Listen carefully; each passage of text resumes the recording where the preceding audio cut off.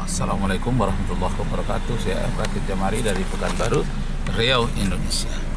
Kisah lucu yang ke-35. Nah, jadi saya waktu remaja, kira-kira umur saya 26 tahun. 26 tahun itu saya sudah mulai menjadi guru honor di SMA Negeri 4 Pekanbaru sebagai guru agama. Nah, di saat itu ada pendeta dari Jalan Sumatera namanya Pendeta Takoy. Pendeta Takoy ini adalah orang Indonesia bagian timur, rambutnya keriting, kulitnya putih. Dia memakai baju baru cantik sekali. Nah, jadi dia ingin berdialog tentang agama.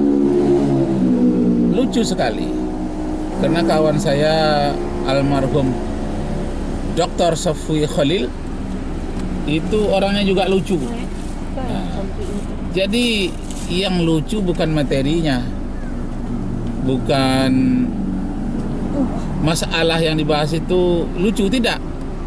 Yang lucu itu adalah cara membawakan diskusi yang kikuk. Karena baru diskusi pertama antara Islam dan Kristen menjadi kikuk antara Pendeta Takoy, Safi Khalil dengan ada lagi dua temannya yang ruko di dekat itu. Acaranya di Bang Panin, Jalan Sudirman. Direkturnya adalah seorang asal dari Kalimantan yang beragama Katolik. Katolik apa Protestan? Protestan mungkin ya. Jadi saya waktu itu mendampingi Ustadz Safi Khalil. Jadi yang lucunya itu berceramahlah Pendeta Takoy ini. Apa katanya? Untuk bapak-bapak ketahui, Pak Rakib, Pak Safi Khalil, dan siapa lagi yang dua itu, untuk bapak-bapak ketahui bahwa Tuhan yang di langit itu turun ke bumi untuk menjadi manusia. Sampai di bumi dia mati selama 3 hari untuk menebus dosa manusia. Jadi secara refleks tanpa direncanakan, saya nyeletuk bertanya. Kata saya, oh Pak Pendeta, iya, kalau Tuhan itu pernah mati selama 3 hari, siapakah yang menjaga langit dan bumi ini selama 3 hari itu? Oh, tertawa dia, terpikir. Ini pertanyaan yang mengejutkan, katanya. Selama Tuhan mati itu, siapakah yang menjaga langit dan bumi? Nah, tertawa dia. Kenapa dia tertawa, Pak Bintu Hormat? Karena konsep ketuhanan di dalam agama Nasrani yang diungkapkan oleh Pendeta Takoy itu sangat berbeda dengan konsep ketuhanan dalam Islam. Kalau konsep ketuhanan dalam Islam kan Tuhan tidak pernah mati. Wa huwal hayyul ladzi la yamut. Tuhan itu hidup selama-lamanya, tidak pernah mati. Tapi dalam konsep Nasrani, Tuhan itu mati selama 3 hari. Matinya pada hari Jumat, Sabtu, bangkit pada hari yang ketiga, hari Minggu. Nah, jadi Bapak Ibu Saudara sekalian, pulang dari diskusi itu, dari Bang Panen itu, saya dengan Safi Khalil terpingkal-pingkal tertawa. Apa yang lucu, Ustadz? Kata saya. Karena Ustadz itu sebetul yang lucu sebetulnya.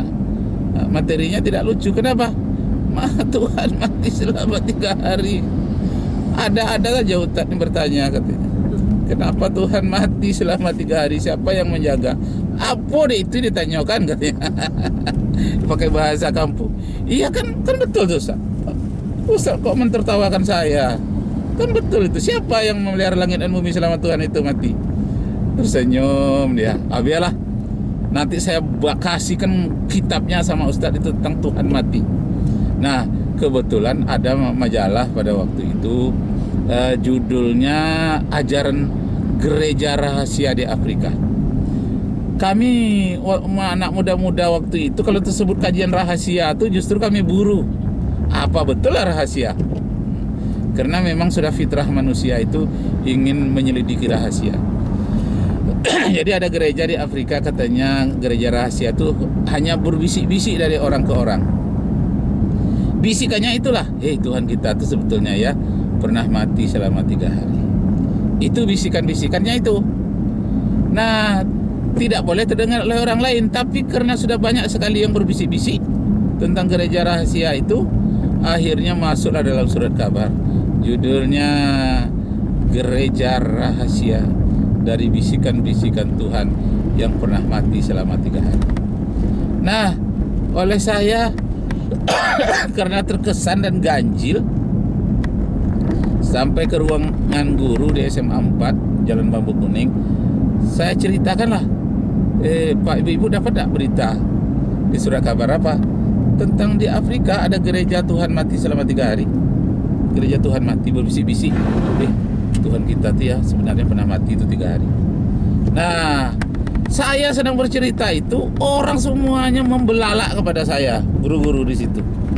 Apalah ajaran Kristen tentang Tuhan mati selama 3 hari. Saya ulangi, semakin membelalak orang itu ke saya. Ngapain? Saya ulangi lagi, semakin membelalak. Rupanya di belakang saya ada orang Kristen 2 orang. Saya tidak nampak.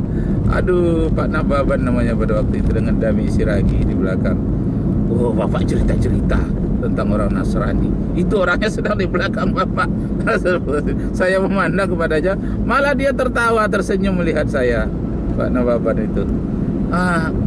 Itu katanya rahasia tuh Pak Rakib. Iya. Oh, kalau itu gak rahasia, seluruhnya begitu. Oh, begitu Pak ya. Iya. Oh, katanya seluruhnya yang begitu. Nah, jadi Bapak Ibu Saudara sekalian, kita berhenti sebentar ya. Ada sesuatu yang akan diperbaiki. Bismillahirrahmanirrahim. Ya Allah. Ada yang mau diperbaiki sedikit. Allahu Akbar. Ya. Ya. Nah, bisa kita lanjutkan? Bisa ya. Lanjut. Jadi Pak Nababan itu mengatakan itu bukan rahasia. Nah, yang dirahasiakan itu di Afrika.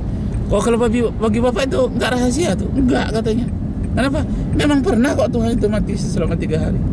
Nah, lalu saya bacalah banyak-banyak buku yang perbandingan agama yang diberikan oleh Ustadz Safwi Khalil almarhum itu. Saya bacalah di dalam kitab itu. Nah, ada namanya di dalam kitab Matius pasal 27 ayat 46, bahwa Tuhan akan disalibkan pada jam 12 tengah hari. Dia merasa ditinggalkan oleh Tuhannya. Tuhan ditinggalkan oleh Tuhannya. Lalu dia berseru, Eli, Eli, lama sabachthani. Oh Tuhanku, kenapa sebabnya engkau meninggalkan aku? Saya hafal lah itu. Kitab Matius pasal 27 ayat 46. Matius 27 46. Matius 27 ayat 46. Dihafal-hafal sampai 100 kali.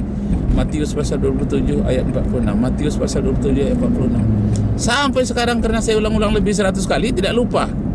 Masya Allah. Jadi katanya setelah di Bukit Golgota itu dia berseru, dia matinya selama 3 hari. Jumat, Sabtu, Minggu, bangkit pada hari Minggu. Nah lalu dihitung harinya. Rupanya hari Minggu itu dia tidak dikubur lagi. Tidak ada dalam kuburannya, menghilang. Jadi hanya 2 hari. Tapi kenapa disebut 3 hari? Nah ini lucu lagi.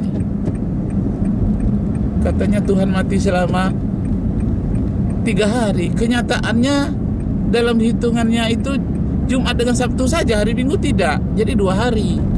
Lah ini menimbulkan tertawa lagi Ustadz Safwi Khalil yang lucu. Yang lucu itu gaya dia karena memakai bahasa kampung. Saya tidak pernah berbicara dengannya dalam pakai bahasa Indonesia, pakai bahasa Payakumbuh.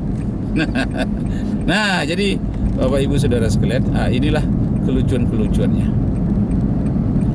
Nah, kemudian kalau kita lihat lagi di dalam kitab Keluaran pasal 33 ayat 20. Kitab Keluaran itu adalah kitab Perjanjian Lama, sedangkan saya sebut kitab Matius tadi itu Perjanjian Baru. Kitab Keluaran pasal 33 ayat 20. Keluaran 33 ayat 20. Sebut diulang-ulang, saya cara menghafal dulu begitu. Keluaran 33 ayat 20, Keluaran 33 ayat 20, Keluaran 33 ayat 20. Nah, menyatakan bahwa tidak ada seorang pun mampu melihat Tuhan. Tuhan itu bersemayam di dalam terang, maka tidak ada seorang pun yang mampu melihat Tuhan. Kalau orang itu melihat Tuhan, dia akan binasa. Nah, jadi seandainya Nabi Isa itu Tuhan, maka orang yang melihatnya akan mati semua, akan binasa. Masya Allah. Jadi tidak bisa orang melihat Tuhan.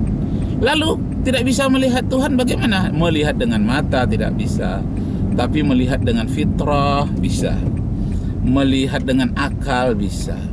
Jadi akal bukan hanya bisa berpikir, tapi akal juga bisa melihat.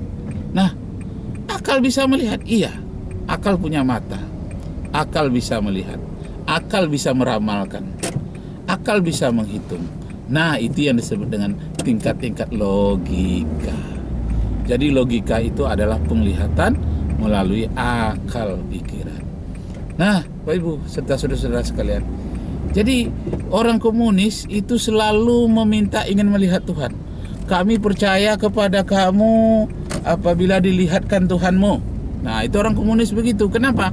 Orang komunis itu selalu materialistis, selalu terikat kepada hukum benda-benda. Jadi dia mau percaya kalau Tuhan itu berupa benda. Bagi dia everything is matter. Segala sesuatu itu hanya benda. Nothing without matter. Tidak ada suatu apapun tanpa benda, tanpa materi. Nah, jadi Bapak Ibu saudara-saudara sekalian, ini menimbulkan kelucuan, ketertawaan. Nah, satu lagi terjadi itu di Payakumbuh. Ada satu gereja, ada lapangan di situ. Jadi anak-anak main layang-layang di situ. Tersangkutlah layang-layangnya itu di patung salib itu yang ada gambar Nabi Isa di situ. Tersangkut di situ. Lalu apa katanya? Hei Yesus, turunkan layang-layangku. Nah, ke depan ya. Apa nak? Ke depan di layar nak. Layar itu sekarang. Ini dah di Jalan Serayu. Dari kayu dah ya. Turunkan layang-layangku. Ya. Aku tidak bisa memanjat ke situ. Tidak bisa diturun-turunkan. Lalu terdengar suara. Apa kata suara dari palang salib itu? Aden Najola 30 tahun tersangkut si koma. Tidak bisa turun-turun. Itu layang-layang ang pulau kan dan turunan. Lalu lari anak. Wih, aduh hantu mah, lari anak-anak semua. Sejak itu tidak ada anak-anak main layang-layang lagi dekat gereja itu. Takut takut patung yang ada pada palang salib itu berbicara. Apa katanya? Aden aja lah 30 tahun tersangkut si koma, tidak bisa turun-turun. Itu layang-layang ang pulau kan yang turunan. Nah, ini di SMS oleh seseorang, kisah lucu ini kepada saya kira-kira 20 tahun yang lalu. Masya Allah. Nah, cukuplah demikian Pak Ibu saudara sekalian, kisah lucu yang ke-35. Nah, kisahnya tentang Tuhan yang pernah mati selama 3 hari, juga tentang Tuhan yang terdengar suaranya bicara. Saya saja sudah tersangkut 30 tahun tidak bisa turun-turun. Masa layang-layang kamu pula yang kuturunkan. Nah, ini bacaan-bacaan dari SMS. Nah, masih banyak lagi hal-hal yang lucu yang berkaitan dengan kesalahpahaman konsep ketuhanan. Nah, sebelum berakhir saya terangkan sedikit. Kalau dalam Islam konsep ketuhanannya yang pertama, konsep Tuhan itu haruslah sudah ada sebelum alam ini tercipta. Namanya sifat wujud. Di dalam bahasa filsafat disebut dengan actus purus. Artinya keberadaannya murni. Dia wajib ada. Sebelum alam ini ada, dia sudah ada. Dalam bahasa Arabnya wujud. Di dalam bahasa filsafat, mungkin bahasa Yunani disebut dengan actus purus. Yang kedua, persyaratan jadi Tuhan itu dia harus distinct. Distinct itu tidak serupa dengan apapun. Dalam bahasa Arab disebut dengan mukhalafatu lil hawadisi, berbeda dengan apapun. Distinct ya. Distinguish dalam bahasa Inggris, distinguish artinya berbeda. Yang ketiga, persyaratan jadi Tuhan itu harus unik. Tulisannya unique. Unik itu artinya satu-satunya. Tidak ada dua Tuhan, satu-satunya. Jadi kalau kita lihat pembuktiannya, coba lihat semua binatang makhluk hidup diberikan oleh Tuhan matanya dua semua, tidak ada yang tiga matanya. Itu menunjukkan bahwa penciptaannya satu pencipta. Coba lihat ikan hiu yang ada di dalam lautan, matanya dua. Coba lihat gajah yang ada dalam hutan, juga matanya dua. Yang terbang-terbanglah kita lihat, ada kelilawar, ada bermacam-macam burung cendrawasih, juga matanya dua. Nah, jadi yang ada di udara, yang ada di dalam hutan, dalam air juga matanya dua. Satu pola penciptaan. Itu menunjukkan bahwa Sang Pencipta, bahwa Allah Subhanahu wa Ta'ala itu Maha Satu, tidak ada dua, yang disebut dengan unik. Nah, terus Pak. Nah, yang terakhir, bahwa Allah Subhanahu wa Ta'ala itu persyaratan menjadi Tuhan itu dia haruslah kekal selama-lamanya dan kekuasaannya tanpa batas. Kekuasaan tanpa batas itu dalam bahasa Arab disebut dengan baqo, sedangkan di dalam bahasa filsafat disebut dengan absolut, kekuasaan tanpa batas. Kalau kekuasaan presiden ada batas 5 tahun, 5 tahun. Sedangkan kekuasaan Allah tidak ada batasnya. Dahulu tanpa awal, berakhir tanpa ada yang mengakhiri. Itulah Allah Subhanahu wa Ta'ala. Nah, lain kali kita sambung lagi. Wabillahi taufiq wal hidayah.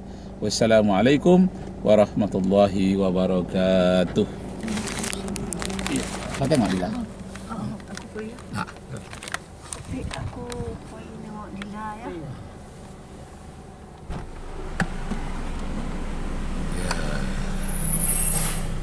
Sekarang kita berada di Jalan Jenderal,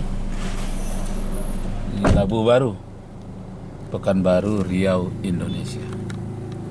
Numpang istirahat sebentar di sini.